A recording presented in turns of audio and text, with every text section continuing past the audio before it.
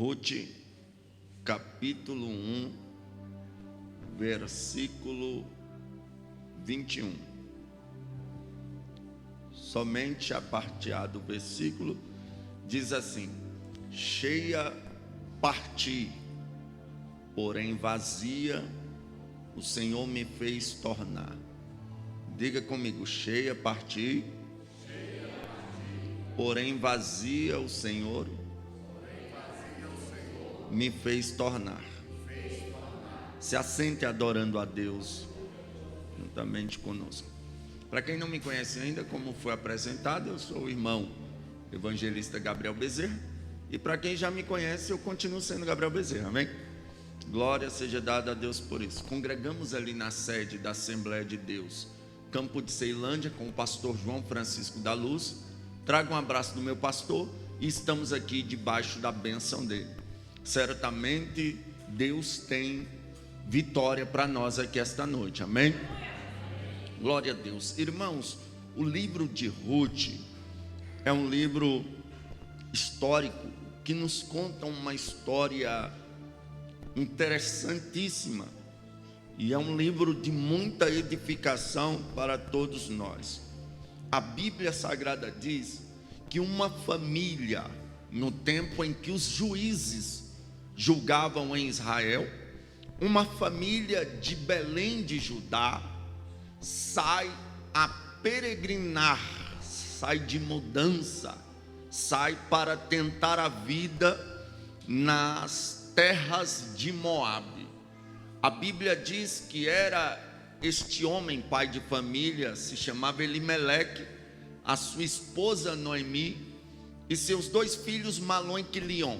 Uma família perfeita, uma família vivendo um período talvez bom de sua vida, mas se deparam com uma fome.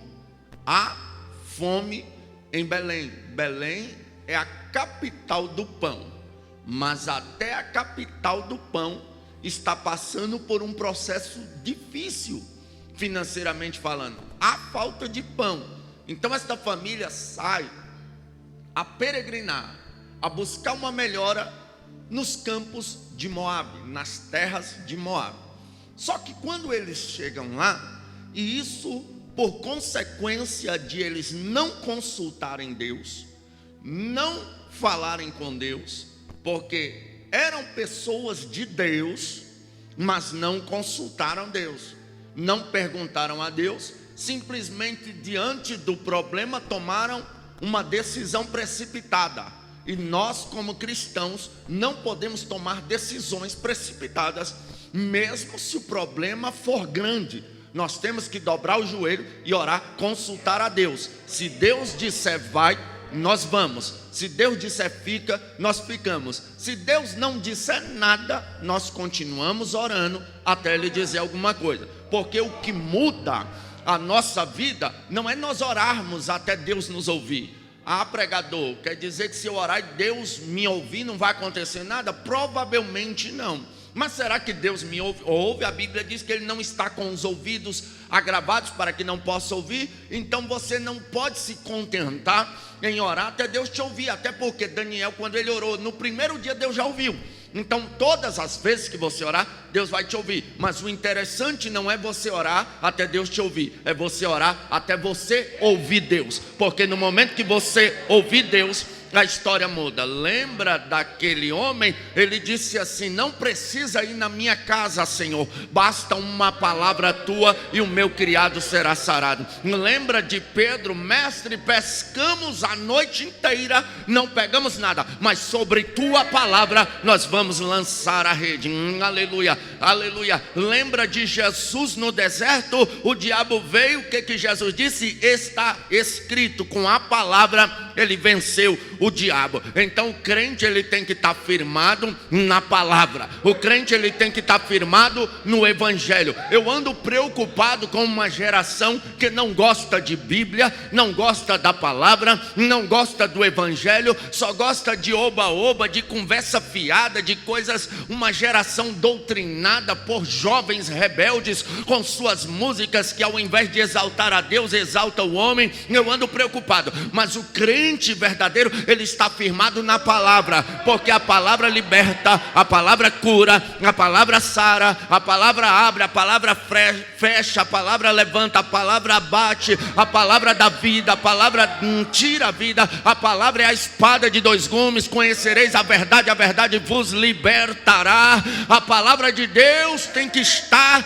cravada nos nossos corações para que nós possamos vencer. Então eles não consultam a Deus, não ouvem Deus, simplesmente sai de Belém para os campos de Moabe. E chega lá, a Bíblia diz que morre Elimeleque, marido de Noemi, ficando esta viúva com seus 2 filhos. Ou seja, saíram sem consultar a Deus, deu errado, perdeu o marido. Ao invés de ela voltar, ela insiste e fica lá mais 10 anos. Os meninos crescem, menino cresceu, quer casar, vai tomar moças para se casar. Só que as leis de Moisés dizia que não podiam se casar com mulheres de outras nações. O fracasso de Sansão, a mãe dele olha para ele e diz: não há mulher em Israel que te agrade, Sansão.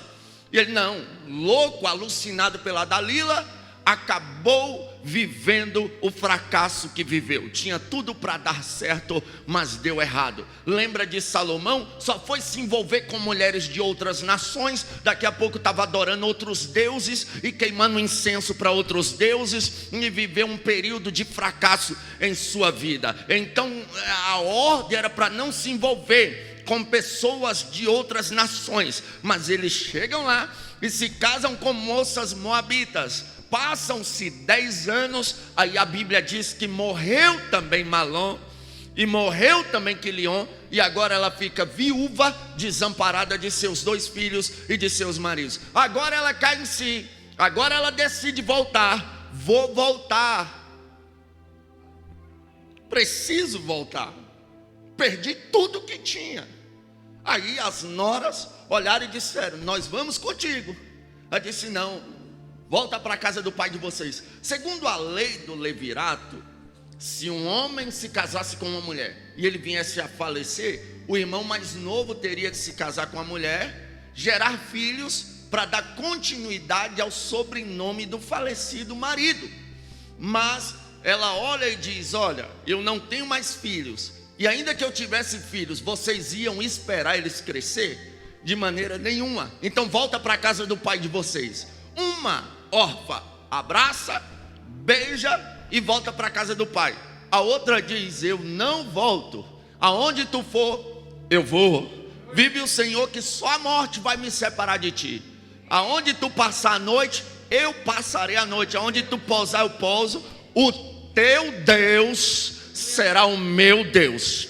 Isso me chama a atenção, porque ela errou em não consultar a Deus para ir para Moabe. Perdeu o marido, insistiu no erro, perdeu os 2 filhos. Mas se existe uma coisa que ela manteve, foi a fé e o testemunho de uma boa crente. Por quê?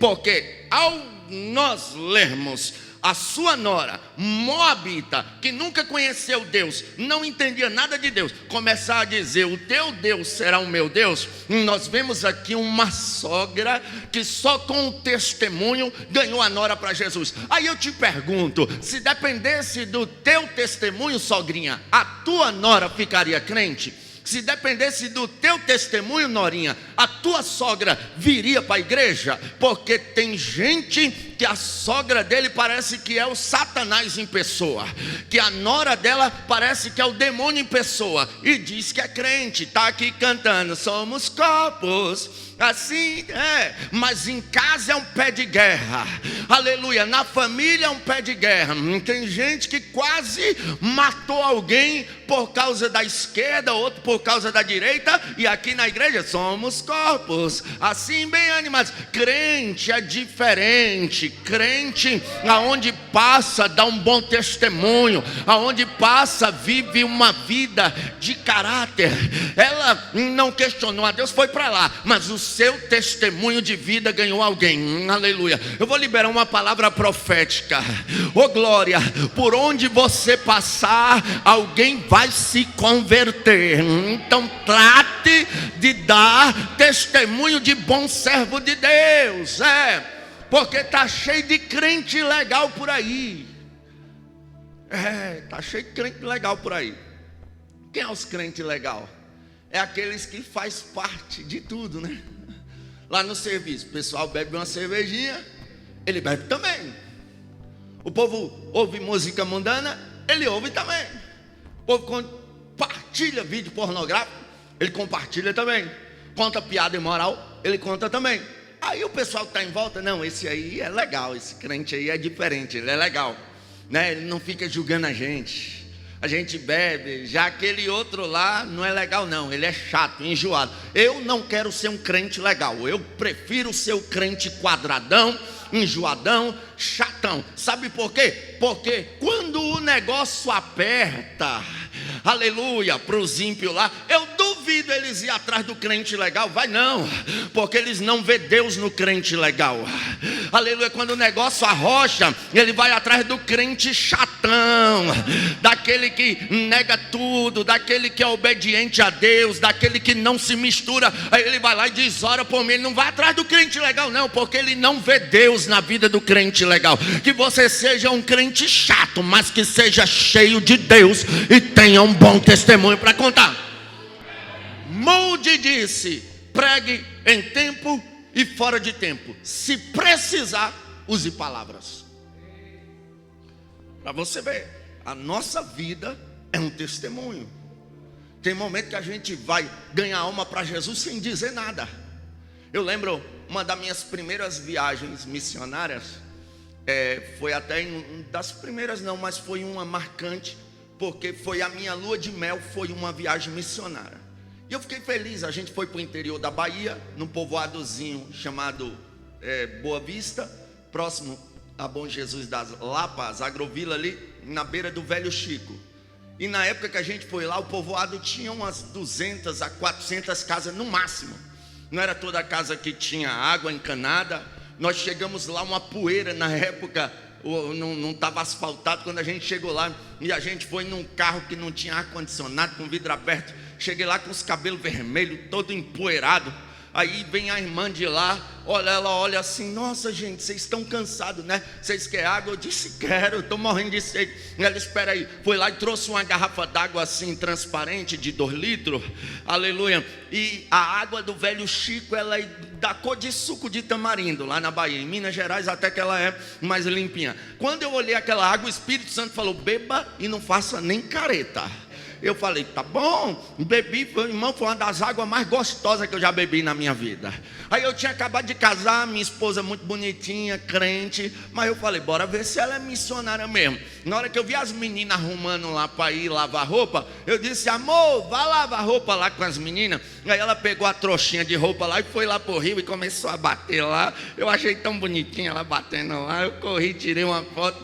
Mas aí eu vi um senhor lá, que era irmão da irmã que me ofereceu água, preparando o barco para sair para pescar.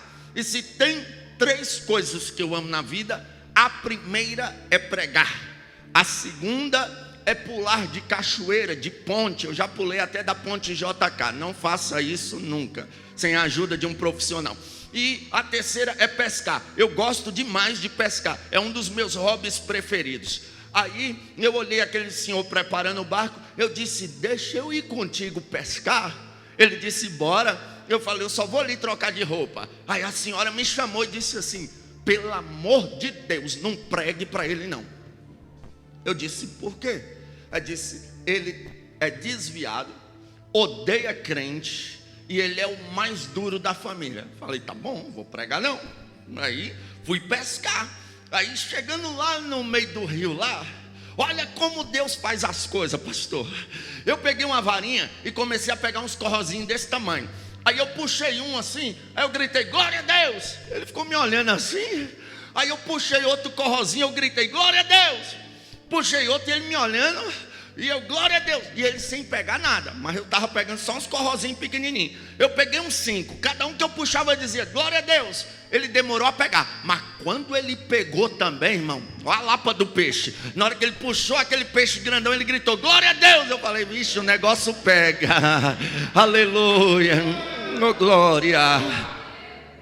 Aí tem uns crentes, né? Para que dar glória a Deus? Para que dar aleluia? Não há necessidade. Irmão, eu sou assembleiano, forjado no meio das irmãs de ciclo de oração. Eu dou glória mesmo, eu falo em mistério. Tem gente que, não precisa falar em mistério no microfone. Irmão, falo no microfone, eu falo no ônibus, eu falo no metrô, eu falo banhando, eu falo dormindo, eu falo acordado, eu falo orando, aleluia. Deus me deu dom, aleluia.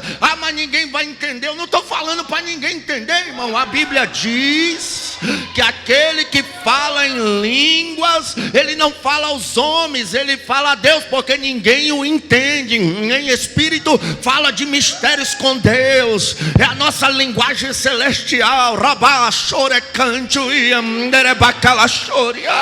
Oh glória, oh glória. Então entenda, o nosso testemunho fala muito. E detalhe, ninguém está nem aí para a tua vida enquanto tu não é crente. Você pode fofocar, passar cheque sem fundo, você pode fazer. Poucas são as pessoas que vão se importar com sua vida. Agora fique crente para ver. Eu com 3 dias de crente, que eu disse para a menina que me ganhou para Jesus, eu não deixo de ouvir Racionais, não deixo meus boné a barreta, meus bermudão da Ciclone, meus cordãozão de prata, não largo não. Ela disse, não, meu dever era te ganhar para Jesus. Agora, se tu se converteu de verdade, ele arranca tudo isso aí de você sem você sentir falta. Aí com 3 dias que eu estava crente, eu botei o CD do Racionais lá em casa e aumentei o som. Aí a vizinha da frente, que era atribulada, até o tutano, bateu palma lá e falou, tu não é crente agora? Eu disse sim. Crente não pode ouvir Racionais não. Eu pensei, vá cuidar da tua vida, rapaz. Aí ela falou bem assim, mas peraí, eu tenho um CD de crente ali, eu vou te dar. Aí eu botei, a primeira canção já dizia, já está neste lugar o maior nome que há. Quando entrou no refrão, irmão, pense na unção, veja a unção, pregue na unção, louve na unção. Quando foi passando para frente, já na alva luz do dia, até que chegou na chave, aleluia, já começa a acontecer, debaixo dessa chuva posso contemplar, aleluia, daqui, glória, aleluia. Aí eu gostei daquele negócio, eu falei, não, é bem melhor do que Racionais. Até hoje eu prefiro, oh rapaz, séria, as canções da presença de Deus, oh glória. Mas entenda, as pessoas estão te olhando, estamos cercados de uma nuvem de testemunha, mas eu profetizo, pode olhar, pode bisbilhotar, pode comprar um binóculo, pode comprar um telescópico, pode comprar aqueles aparelhos de última geração da NASA para te observar, porque eles só vão ver Deus em você, só vão ver milagre em você, só vão ver testemunho do céu em você. Quem acredita, levante a mão e dá glória a Deus.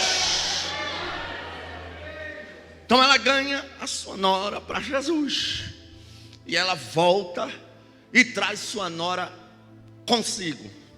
Agora, eis a questão. Belém é a capital de Judá. Lembra quando Balaque e Balaão se ajuntaram para amaldiçoar o povo de Deus? Quando ele foi amaldiçoar, dizer, eu amaldiçoo Israel, Deus mudou o negócio. Quando ele foi dizer, eu amaldiçoo, saiu assim, não sou homem para que minta, nem filho de homem para que se arrependa. Diria eu e não faria? Falaria eu e não cumpriria? Eles se assustaram, mas tentaram de novo, porque só podiam parar Israel através de maldição profética. Aí ele tenta de novo. Quando ele abre a boca para amaldiçoar de novo, quando ele vai dizer eu amaldiçoo, sai assim, aleluia: contra Jacó não vale encantamento. Aleluia. Eles tentam mais uma vez, e mais uma vez não dá certo. Deus muda. Quando ele vai dizer eu amaldiçoo, sai assim: não posso amaldiçoar o que já abençoei. Acabou. Aleluia. Então eles estão num lugar que está passando por um momento difícil, mas é um lugar abençoado. Só que eles saem de um lugar abençoado e vão para os campos de Moabe. Lembra quando Deus destruiu Sodoma e Gomorra? Deus enviou o anjo à casa de Ló, pegou na mão de Ló e disse: escapa-te por tua vida e não olhes para trás. No meio do caminho, a mulher de Ló olha para trás e é convertida numa estátua de sal. A Bíblia Sagrada diz que Ló sai dali e vai habitar em cavernas. As duas filhas de Ló cresceram em Sodoma e Gomorra, vendo tudo que era de depravação acontecer diante de seus olhos. Tudo que era profano elas viram. Eu me assusto quando eu vejo umas irmãs que gostam de uma novelinha imoral dentro dos seus lares, doutrinando seus filhos. Onde homem beija uma mulher velha beija velha, e a parafernália toda lá, e a pessoa lá, às vezes falta até culto para assistir a final da novela. É o nó para amarrar e a vela para fazer o velório da vida espiritual. Porque crente verdadeiro não põe coisas más diante de seus olhos. Outros escutam músicas que só falam daquilo que não presta. Eu não estou falando de novo convertido aqui não, estou falando de crente velho. Crente velho que gosta de ouvir uma sofrênciazinha, que gosta de ouvir, né, algumas... É porque hoje todo mundo é pastor por aí, né? Algumas pastoras, aí algumas missionárias, cantoras de música depravada, que só prega adultério, só fala que não presta. Aí o filho cresce, se envolve com coisa errada. Onde foi que eu errei? O que os nossos filhos crescem vendo vai influenciar no futuro deles. Eles podem até não gostar, mas coloque música de crente para eles ouvirem. Coloque desenhos de crente para eles assistirem. Coloque coisas de crente, coisas santas, que a sua casa seja um celeiro de bênção. Aí, como elas cresceram vendo tudo que não presta, para dar continuidade à linhagem do pai, ficaram com medo de o pai morrer e não gerar descendentes, porque de mulher não continuava a descendência. O que elas têm? Uma ideia dos quintos dos infernos. Vamos embebedar o nosso pai, a gente se deita com ele e gera filhos para dar continuidade à descendência. Aí a Bíblia diz que elas embriagam Ló e as duas engravidam. Uma gera um filho chamado Ben-Amim, o pai dos amonitas, que deram trabalho demais para o povo de Deus, os amonitas. E outro se chama Moabe, o pai dos moabitas. E ambos foram amaldiçoados por Deus por serem gerados de um pecado entre pai e filho. Então eles saem de um lugar abençoado para ir para um lugar amaldiçoado. Saem do lugar da bênção para ir para o lugar da maldição.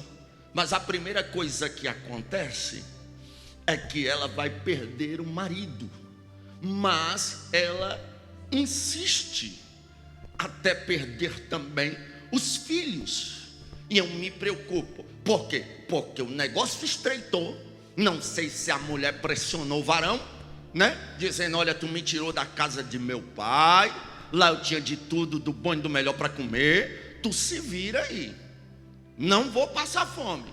Não nasci para passar fome. Porque tem mulher que na hora que o marido fica desempregado, ela, em vez de ficar crente, cheia do Espírito Santo e ter domínio próprio, parece que ela se enche do cão e tem demônio próprio. ela atribula, vai para a casa da mãe falar mal do marido, vai para a casa da vizinha falar mal do marido, e o pior nível de mulher que tem é que fala mal do marido, irmão. Aleluia, teu marido pode não ser o marido dos teus sonhos, mas que é o do sonho de muita gente é. Da mesma sorte, o varão que fala mal da esposa, denigre a imagem da esposa, pode não ser a esposa do seu sonho, mas que é do sonho de muita gente é. Então vigia, zela por tua casa, zela por tua família, que o teu casamento seja brindado e protegido como um jardim secreto.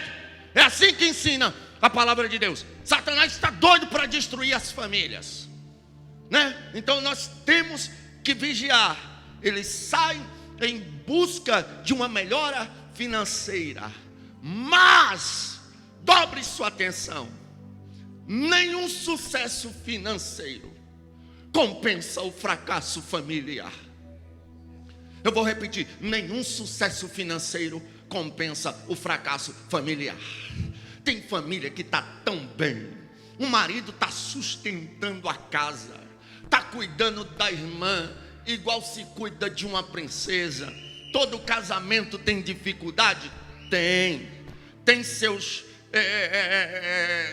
atritos? Tem. Mas ainda assim, o homem de Deus está fazendo de tudo para cuidar da casa, cuidar da família. Aí vem as amigas: até quando tu vai ficar sendo sustentada por homem?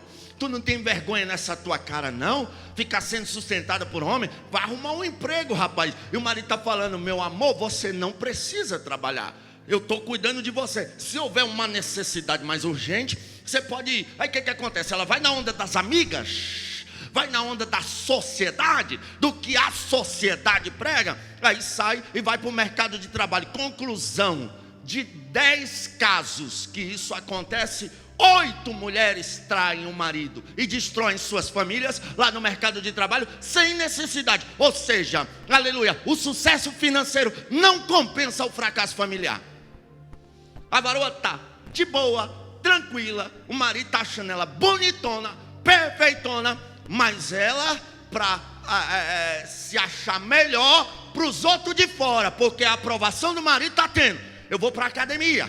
Aí vai para a academia, começa a botar roupinha curtinha, começa a fazer exercício mostrando até o útero, começa a fazer acontecer, vai procurar coisa que não era para procurar. Eu não sou contra fazer exercícios, se for para a saúde, se for com modéstia, se for com vigilância, mas o grande problema é que a procura de um sucesso fora, aleluia, sem direção de Deus, está trazendo destruição familiar para todo lado. Já não basta o governo que está criando lei em cima de lei para destruir a família, para atacar a família. Aí a igreja vai na onda, a igreja vai entrar no barco de destruição familiar. Não, aleluia. Eu fico, aleluia, preocupado, porque desde que a igreja começou a ser chamada de gospel, o mundo gospel entrou dentro da igreja, a igreja começou a baixar a guarda, começou a ficar quietinha, começou a ceder, aleluia. Mas eu sou da época que a igreja não era chamada de gospel, era chamada de protestante. Por quê? Porque protestava, aleluia. Cadê os protestantes? Ainda existem? Aleluia. Vai se levantar uma geração que protesta. Para quê? Nós não podemos perder a família. Nenhum sucesso financeiro compensa o fracasso familiar. O varão que se dedica mais à sua empresa do que à sua esposa, do que à sua família, será que esse sucesso financeiro compensa um fracasso familiar? Que se dedica mais ao seu trabalho, que se dedica mais aos seus amigos, se dedica mais aos seus hobbies, seja lá o que for. Porque tem varão que não se preocupa com a esposa. Tem mais de 10 anos que ele deu uma flor para ela, e a última que deu foi porque era padrinho de um casamento e foi obrigado a dar a flor que lhe entregaram. Tem mais de 10 anos que levou a esposa para jantar. Ah, não tem dinheiro. Tem sim, porque para fazer outras coisas tem. O negócio são as prioridades. Nós não podemos priorizar nada que venha destruir a nossa família. Nós temos que zelar pela nossa casa, temos que zelar pelos nossos filhos. Qualquer atitude errada pode nos levar a um fracasso familiar. E essa mulher, eles tomam a atitude errada, em busca de uma melhora financeira. Morre o marido, em vez de ela voltar, retroceder, não, insiste. Porque na nossa trajetória, nós estamos taxados a estar no caminho certo e pegar uma via errada. Mas todo carro tem marcha ré.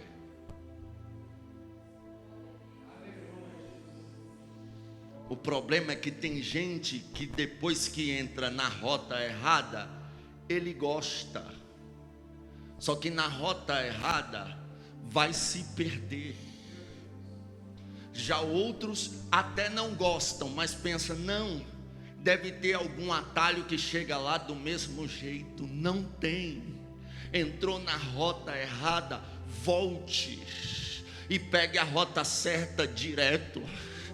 Ah, mas o que vão falar se eu voltar? Aleluia, eu não me preocupo com o que vão falar, eu me preocupo com o que Deus está falando. Aleluia, porque as pessoas falam de nós, ó lá, voltou, quebrou a cara, ó lá, não falei.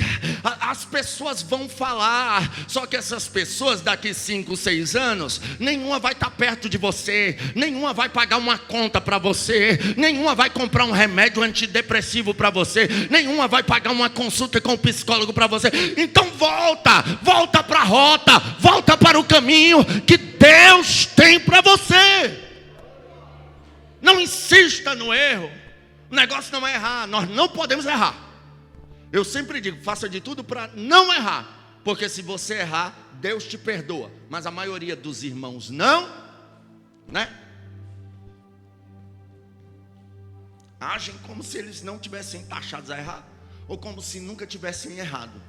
E as consequências do erro são agravantes, são gravíssimas, são inevitáveis. Tudo que o homem semear, ele vai colher. Então faça de tudo para não errar. Mas se eu errei, João disse, filhinhos, essas coisas vos escrevo para que não pequeis. Mas se pecar, temos um advogado no céu, Jesus Cristo justo. Ele é a propiciação pelos nossos pecados, não só pelos nossos, mas os de todo mundo.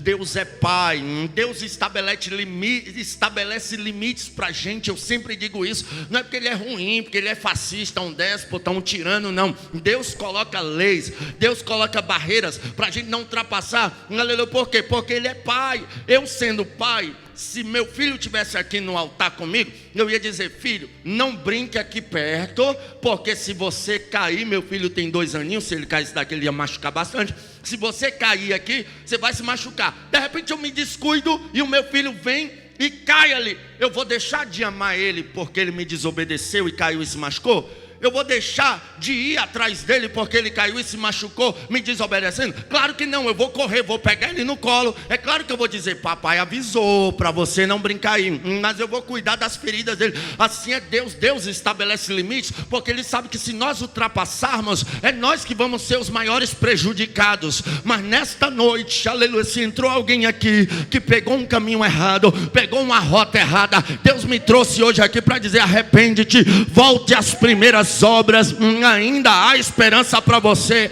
Pega o caminho de volta, pega a rota certa de novo, você vai chegar lá, porque a Bíblia diz que aquele que perseverar até o fim será salvo. Nós iremos estar lá, aleluia. Quem acredita, levante a mão e dá glória a Deus. Só que ela insiste no erro. Ela até volta, mas volta tarde demais. Ela perde o marido, fica lá mais 10 anos, perde o filho, os filhos, e agora ela volta. E ela volta porque ela ouviu falar que Deus visitou Belém com pão. Só que quando chamam ela de Noemi, que é o seu nome, ela diz, não me chame mais Noemi, me chame de Mara. Mara significa amargura. Porque cheia eu parti, porém vazia o Senhor me fez voltar. É igual o crente quando quer mudar de igreja. ele vai numa festa de uma igreja e acha lá muito bom, muito legal. Igreja perfeita, em festa, com pregador de fora, do conjuntinho todo bonitinho, o hino ensaiadinho, é perfeito. Mas ela não sabe as brigas que teve para a escolha do hino, para a escolha do uniforme, não sabe as fofocas que tem, porque toda igreja tem fofoca, não é só a minha, não é só a tua, você não foi premiado, não. Ah, lá na minha igreja tem fofoqueiro, pensa que na minha não tem não, é? O substituto de Moisés foi um dos maiores fofoqueiros da Bíblia. A Bíblia diz que Deus tira do espírito que está sobre Moisés e derrama sobre 70 anciões. 68 estavam na congregação e 2 estavam no meio do arraiá. Esses 2 se chamavam Eldade e Medade. Quando eles são cheios do Espírito Santo, eles saem profetizando no arraiá. Aí um fofoqueiro vê, vou contar para Moisés. E um fofoqueiro conhece o outro de longe, ainda mais quando ele tem uma quentinha para contar. Quando Josué vê o fofoqueiro vindo, Josué fala: o que foi, moço? O que está acontecendo? Aí Josué diz assim: Eldade e Medade estão profetizando lá no arraiá. Aí Josué: não, pode deixar que eu conto para Moisés. Aleluia.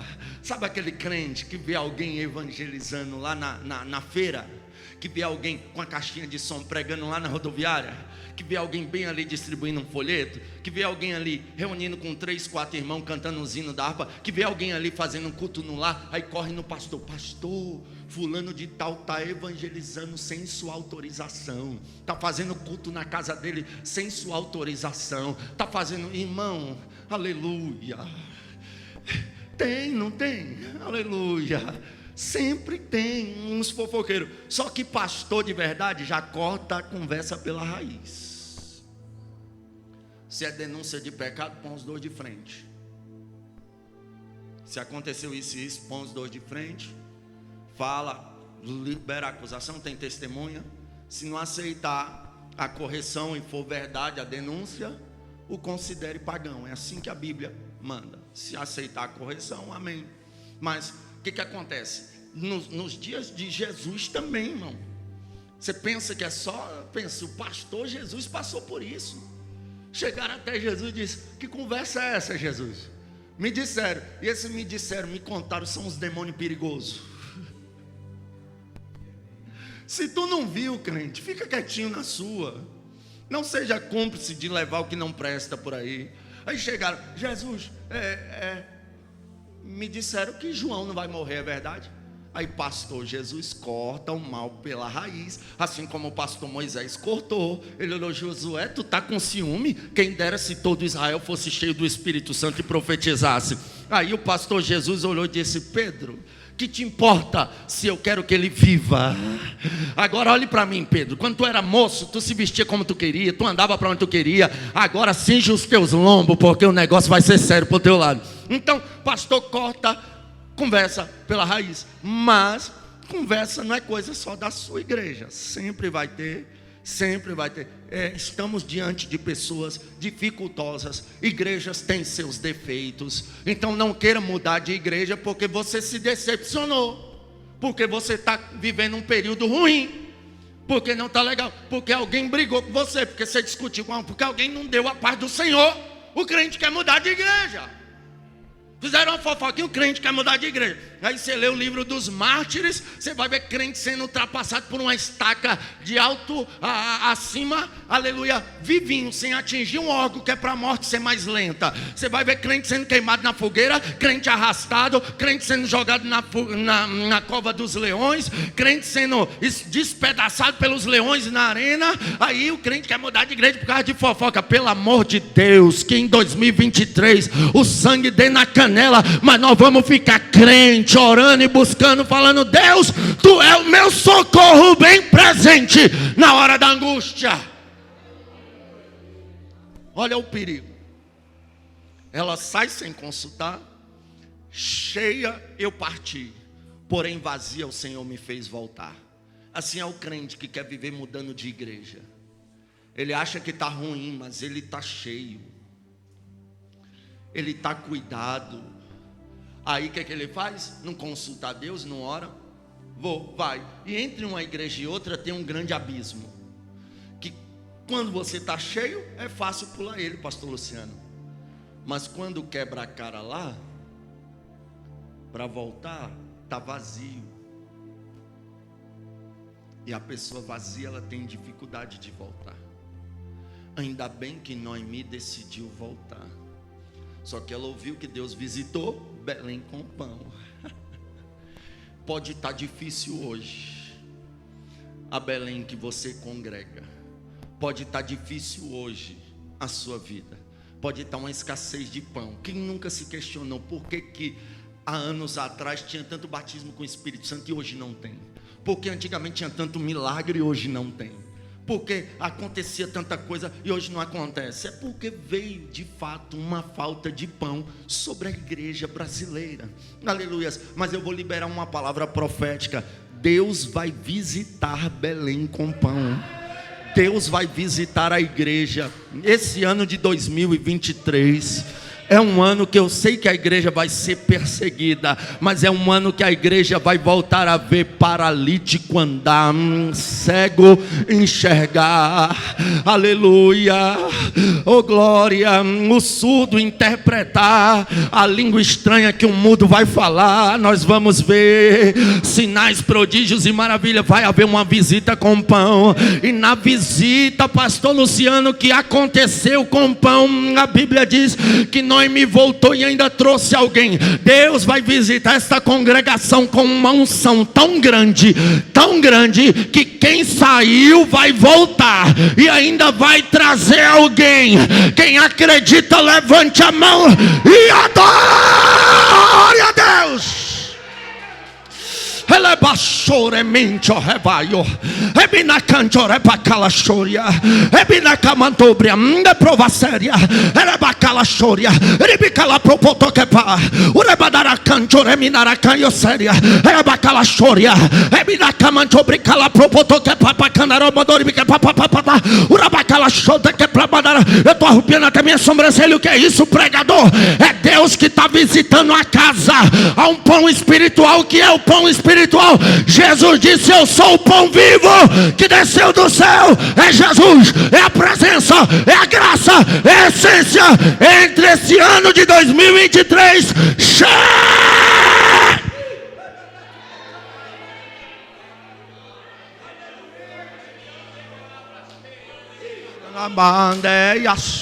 cadê o tecladista? Está por aí? Se tiver, faça alguma coisa ali.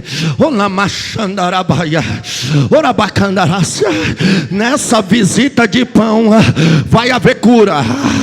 Nessa visita de pão vai haver restauração familiar. Nessa visita de pão, aleluia, casamento que estava quase sendo destruído, vai ser renovada a aliança. Nessa visita de pão, aonde tiver pobreza, vai chegar fartura. Nessa visita de pão, aonde tiver fraqueza espiritual, vai haver renovo. Nessa visita de pão, aonde houver escuridão, nascerá o sol da justiça. Nessa visita de pão, Deus vai reavivar a Assembleia de Deus no Brasil. Deus vai reavivar a Assembleia de Deus no Brasil. Pega, seja cheio. Agora, levanta da cadeira adorando, vai. Adora, seja cheio. Jesus está visitando. Seja cheio. Levanta da cadeira, vai. Ainda que achando rebaia. Ebinachoria cancho. Urabacancho rebaia. Eprovinachoria cancho. Onamacancho. Elas saem cheias. Volta vazia. Mas na atitude de volta dela, vai ter um campo preparado para ela colher.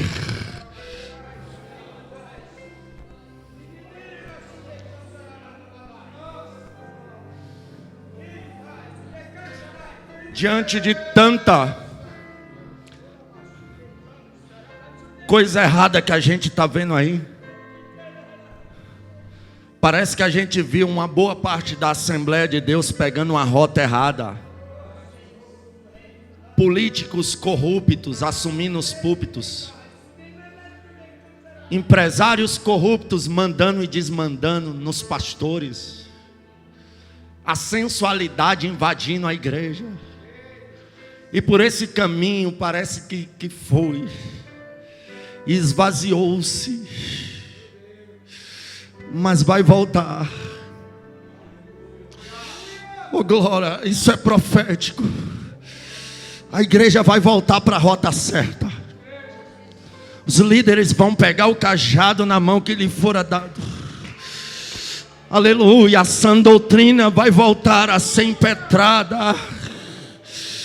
Aleluia, os obreiros serão restaurados.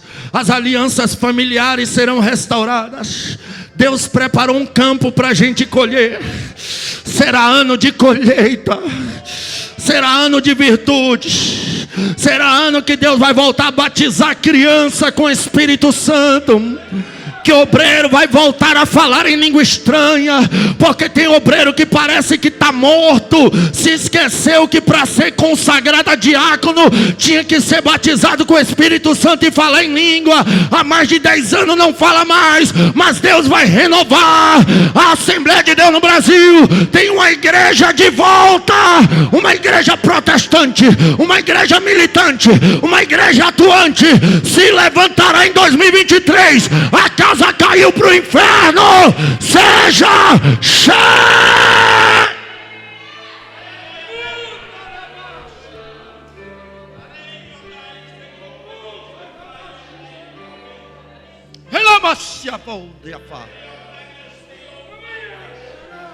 Levando que a fa.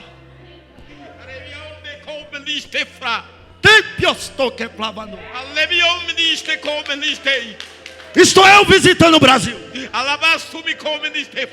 Farei grandes obras nessa terra. Assim diz o Senhor dos Exércitos. Eu não perdi o controle. Eu não perdi o controle. A minha mão está sobre o Brasil.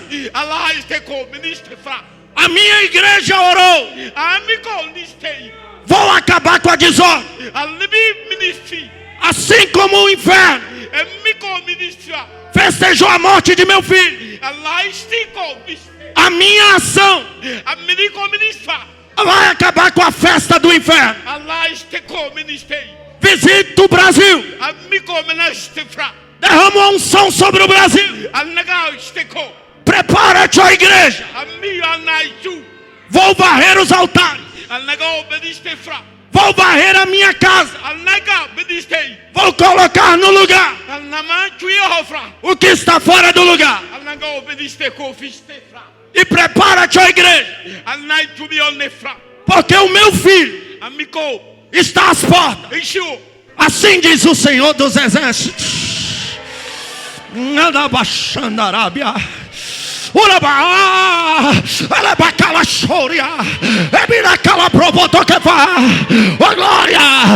glória, seja cheio, cheio, cheio, cheio, cheio, cheio, cheio. Ela é para Xandarabadore Bahia. Oh glória, oh glória, oh glória, oh glória, oh glória, oh glória. De um tempo para cá, parece que só estava tendo avivamento em congresso, mas vai voltar a ter avivamento no culto de doutrina, no culto de oração, na escola bíblica. Deus está enchendo. Seja tomado agora, agora, agora, agora, já.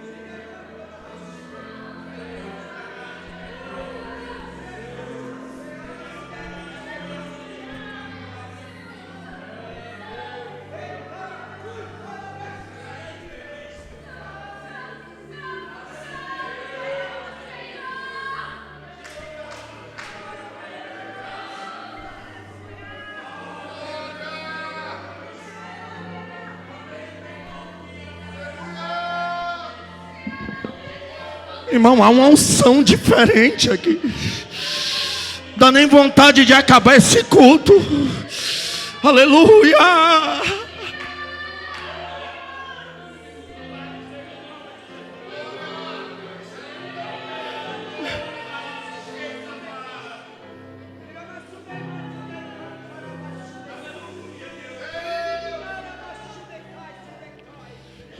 Olha, a declaração dessa mulher foi: cheia eu parti, vazia eu voltei. Mas o que nós vamos viver no ano de 2023, pastor Daniel, será diferente. Nós vamos sair vazios de casa e voltar cheio da igreja. Voltar cheio da igreja. Voltar cheio da igreja. Cadê você? Que assim como Noemi saiu de